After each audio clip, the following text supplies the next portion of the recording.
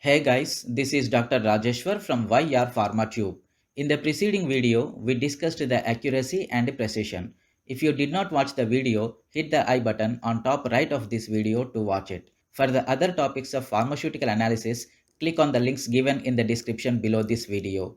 In this lesson, we shall discuss the significant figures. Significant figures are also known as significant numbers or digits.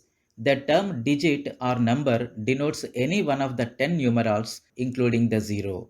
Thus, a significant figure is a digit which denotes the amount of the quantity in the place in which it stands.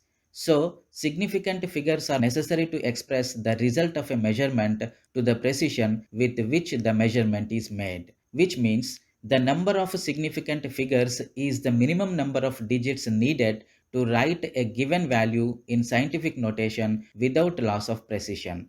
Also, it is a number in a positional notation that are reliable and absolutely necessary to indicate the quantity of something. Recording a measurement provides information about both its magnitude and uncertainty. For example, if we weigh a sample on a balance and record its mass as 1.2637 grams, we assume that all digits except the last digit are known exactly.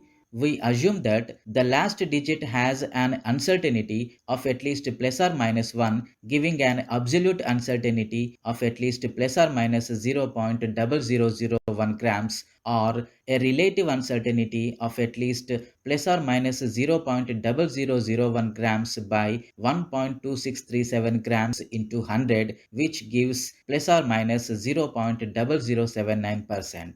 Significant figures are a reflection of a measurement's uncertainty. The number of significant figures is equal to the number of digits in the measurement, with the exception that a zero used to fix the location of a decimal point is not considered significant. This definition can be ambiguous. For example, how many significant figures are in the number 100? If measured to the nearest 100, then there is one significant figure. If measured to the nearest 10, then two significant figures are included. To avoid this ambiguity, we use scientific notation. Thus, 1 into 10 to the power 2 has one significant figure, whereas 1.0 into 10 to the power 2 has two significant figures. For measurements using logarithms such as pH, the number of significant figures is equal to the number of digits to the right of the decimal, including all zeros. Digits to the left of the decimal are not included as significant figures since they only indicate the power of 10. Therefore, a pH of 2.45 contains two significant figures. Exact numbers such as the stoichiometric coefficients in a chemical formula or in a reaction and unit conversion factors have an infinite number of significant figures. For example, a mole of calcium chloride contains exactly 2 moles of chloride and 1 mole of calcium. In the capacity, 1000 ml is equal to 1 liter. Both numbers have an infinite number of significant figures. Recording a measurement to the correct number of significant figures is important because it tells about how precisely you made your measurement. For example, suppose you weigh an object on a balance capable of measuring mass to the nearest plus or minus zero point 0.1 mg, but record its mass as 1.762 grams instead of 1.7620 grams. By failing to record the trailing zero, which is a significant figure, you suggest to others that the mass was determined using a balance capable of weighing to only the nearest plus or minus 1 mg. Similarly, a burette with scale markings every zero point 0.1 ml can be read to the nearest plus or minus 0.01 ml. The digit in the hundredths place is the least significant figure since we must estimate its value. Reporting a value of 12.241 ml implies that our burette's scale is more precise than it is actually, with divisions every 0.01 ml. Significant figures are also important because they guide us in reporting the result of an analysis.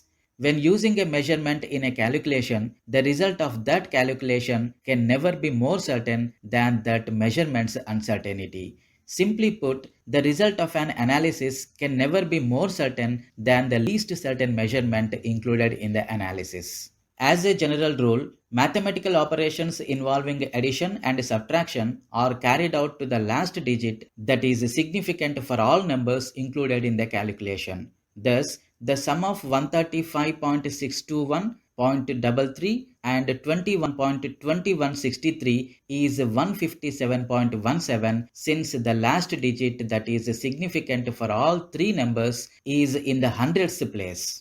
When multiplying and dividing, the general rule is that the answer contains the same number of significant figures as that number in the calculation having the fewest significant figures. Thus, 22.91 into 0.152 divided by 16.302 is equal to 0.21361, which is equal to 0.214. It is important to remember that all the rules discussed above are generalizations. What is conserved is not the number of significant figures, but absolute uncertainty when adding or subtracting, and relative uncertainty when multiplying or dividing. For example, the calculation of 101 by 99, which gives 1.02, gives the correct number of significant figures. Since the relative uncertainty in both measurements is roughly 1%, that is 102 plus 1 or 99 plus 1, the relative uncertainty in the final answer also must be roughly 1%. Reporting the answer to only two significant numbers, that is 1.0, as required by the general rules implies a relative uncertainty of 10%. The correct answer with three significant figures yields the expected relative uncertainty. Finally, to avoid round-off errors in calculations, it is a good idea to retain at least one extra significant figure throughout the calculation. A good scientific calculator performs lengthy calculations without recording intermediate values. When the calculation is complete, the final answer can be rounded to the correct number of significant figures using the following simple rules. Number 1. Retain the least significant figure if it and the digits that follow are less than halfway to the next higher digit. Thus, rounding 12.442 to the nearest tenth gives 12.4. Since 0.442 is less than halfway between 0.400 and 0.500. Number 2. Increase the least significant figure by 1 if it and the digits that follow are more than halfway to the next higher digit. Thus, rounding 12.476 to the nearest tenth gives 12.5 since 0.476 is more than halfway between 0.400 and 0.500. And number 3, if the least significant figure and the digits that follow are exactly halfway to the next higher digit, then round the least significant figure to the nearest even number. Thus, rounding 12.450 to the nearest tenth gives 12.4, but rounding 12.550 to the nearest tenth gives 12.6. Rounding in this manner prevents us from introducing a bias by always rounding up or down. This is the list of references followed for the lesson. That's all in this video, the significant figures. In the next video, I will come up with a new topic. Till then, never stop learning and never stop watching my videos. Thank you for watching this video.